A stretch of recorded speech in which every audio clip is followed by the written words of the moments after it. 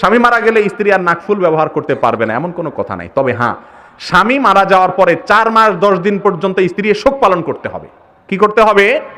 এই শোক পালনের অংশ হিসেবে তাকে কয়েকটা কাজ করতে হবে। একটা কাজ হলো, যেই বাসায় তিনি অবস্থান করছেন সে বাসায় থাকবেন, বাহিরে কোথাও বিনা প্রয়োজনে, একান্ত বাধ্য হলে ডাক্তারের কাছে যেতে পারেন, একান্ত বিপদে পড়লে যে বের হইতে পারেন, কিন্তু ওই শোক সন্তপ্ত অবস্থায় মানুষ যেভাবে থাকে সেভাবে তিনি বাসায় সময় কাটাবেন, ইবাদতবন্দেগী, রান্না বাড়া, অন্য সব কাজ করবেন, কিন্তু বাহিরে যাবেন না। এটা হলো মহিলাদের স্বামী মারা যাওয়ার পরে স্ত্রীদের জন্য শোক পালনের নিয়ম।